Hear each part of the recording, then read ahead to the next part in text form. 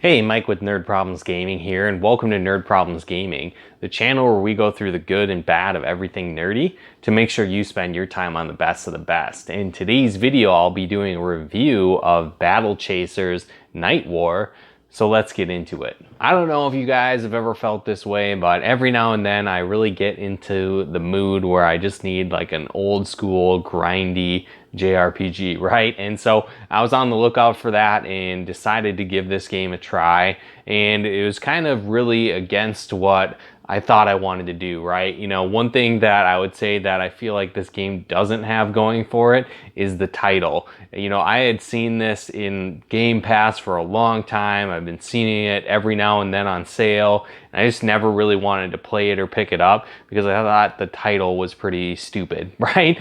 Decided to give it a chance, picked this up, and it was really a pleasant surprise, and I'm really enjoying the game, and I think it's one that's definitely worth picking up. So like I said, I was really just looking for kind of a grindy RPG, right, where I could level up my characters, really dive into it, and have that kind of play style. And that's when I stumbled across this game, figured I'd give it a try. Now, again, one thing that held me back was the title. It looked kind of different. I wasn't really sure what kind of game it was, but really after diving into it and playing it, I was really pleasantly surprised. Now the storyline is nothing crazy. I'm not going to go too much into it, but it's definitely got your typical fantasy RPG kind of character tropes, right? So you've got the warrior who, you know, has a troubled past that you're trying to find out about. You know, you've got the younger character that's kind of stepping into their greatness. You've got, you know, the sassy pirate lady.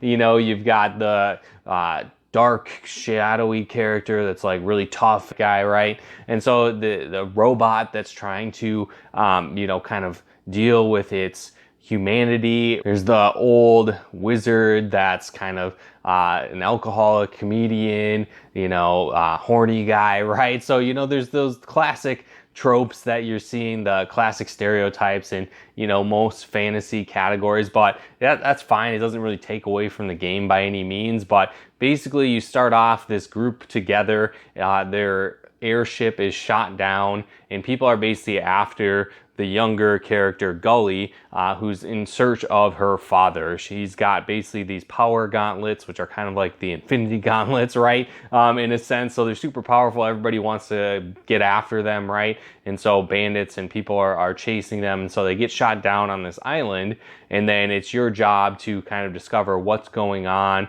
There's a lot of shady dealings going on, bandits. There's even, you know, a dark sorceress on the loose, and so it's your job to kind of figure out what's going on and, you know, tackle that throughout the game. Now, again, like I said, one thing where this game really shines is the gameplay itself. So one thing that I really enjoy about the gameplay is the fighting style. Now again, it's more that traditional turn-based RPG, but there is a lot of strategy that goes into the battles where you're going to have to, you know, plan things out in advance. If you're playing through the dungeons for the first time, encountering new enemies, you know, you're going to have to strategize pretty good, because what happens is they can do a lot of damage, but also when you're playing, as you attack, you're going to gain these overdrive points, which are kind of like your MP, but it goes beyond your MP bar. So you could decide to, you know, use your abilities, use your magic, use your spells, all those different things, and deplete your MP and your mana. Or what you could do is attack and use kind of your normal attacks, build up that overdrive, have an overabundance of your, you know, MP, and then basically use that various spells throughout the game. And what's cool too is really how the battles play together is there's a lot of like debuffs and status ailments that you can inflict on enemies, but then when you hop into your abilities, you'll see they kind of feed off of each other. So, you know, like if somebody's burnt or ignited, you use a flame spell, it's going to do extra damage, or it's going to do more repeat damage. And so it's pretty cool how all the abilities really play off each other as you're using them. And so it creates more of a strategic, you know, turn-based RPG as you're playing.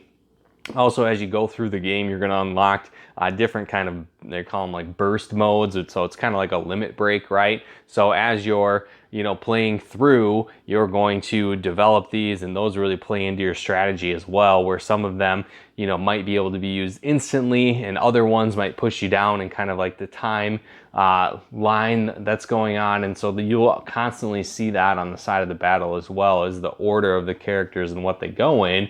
And so you can see as you pick different moves kind of where they go in that line. So it kind of made me feel back to like a Final Fantasy Tactics almost, where you have that status bar going through, and then you can see how your actions actually affect who's going to go in that turn sequence. So the battles are pretty fun. Like I said, though, they're pretty grindy, turn-based, traditional games, just more of a strategic twist with them as well.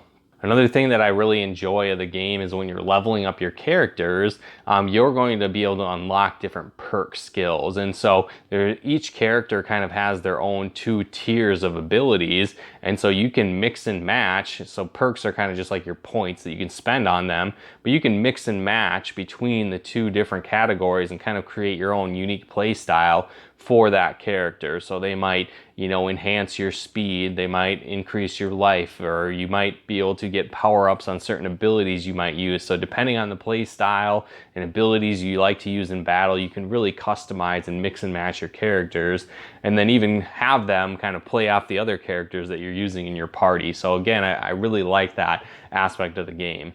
Another thing that you're definitely going to notice, which I enjoyed through the game, is that as you're going through the different dungeons, you can kind of pick what difficulty they are. So there's kind of like an easy and normal and like a legendary mode as you're going through. So the enemies are going to be more difficult, obviously, if you choose the harder levels, but also each time you go into the dungeons, it kind of randomly generates the dungeon, which is neat. So you can play through it multiple times, and really at the end, you're rewarded with a treasure chest, and it might be like the easy version, the common version, or the legendary version, right? And so when you do that, you're going to get cool items that you unlock after the fact of beating the dungeon. So I pretty much found myself going through each dungeon twice at least, where I'd go through on the normal mode and then again go back through on the legendary mode to get even better equipment that second time. And so that adds really a lot of replayability as you're playing the game itself, to redo these different dungeons and grind out and get really better equipment.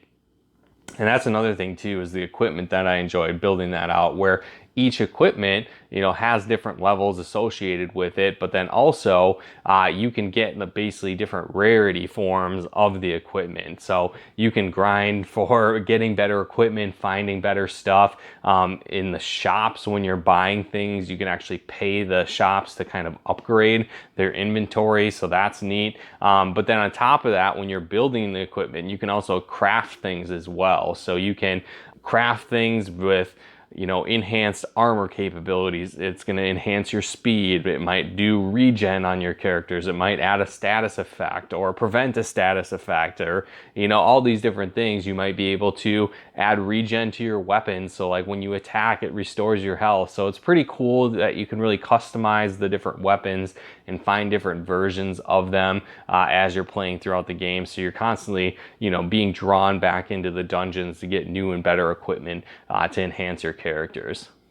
On top of that, they even have a fishing mode in the game, which is actually pretty fun. So if you need a little break as you're playing throughout various dungeons, you run into fishing areas, and then you can even buy better reels and better lures to really attract the fish to you as well. So it's just another unique thing within the game. There's even like a battle arena where you can get points and kind of level up and get even better hidden kind of rare equipment as well. So there's a lot into this game, and it's a lot of fun. So I'd highly recommend it if you really enjoy these traditional kind of turn-based JRPGs.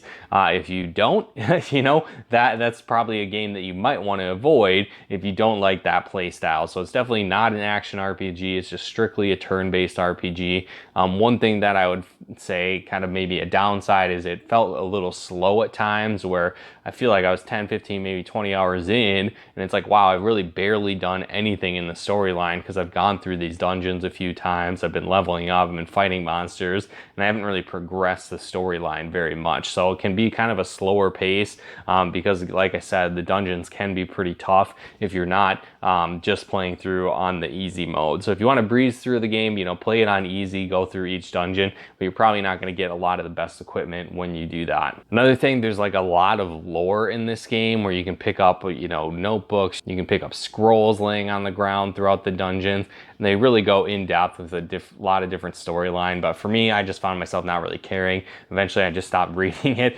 because I didn't really feel like it really pertained to what I was doing, or it wasn't like hints to unlock different things throughout the stage for the most part. So if you really want to dive into it and learn more about the lore and backstory, that's definitely in the game. But for the most part, I just found that I was skipping it most of the time. But again, overall, I really enjoyed this game. I think if you like traditional turn-based RPGs, it's definitely worth picking up. And for me, I passed it over for a long time because I thought the name looked dumb, you know, until I actually tried the game and found out that it was actually pretty cool. So again, guys, if you enjoyed this video, definitely be sure to smash that like button, as it really helps out the channel. And if you haven't done so, be sure to subscribe and turn on those bell notifications to get the latest updates on all the nerd videos we put out here. And if you'd like to help us support the channel, help us pick out content and more, consider becoming a patron of ours over at nerdproblemsgaming.com/Patreon. And if you'd like to plug into our live streams and Let's Plays we do on our channel here, you can follow us on Twitch over at nerdproblemsgaming.com/Twitch. But once again, thanks for tuning in, and we'll talk to you more soon.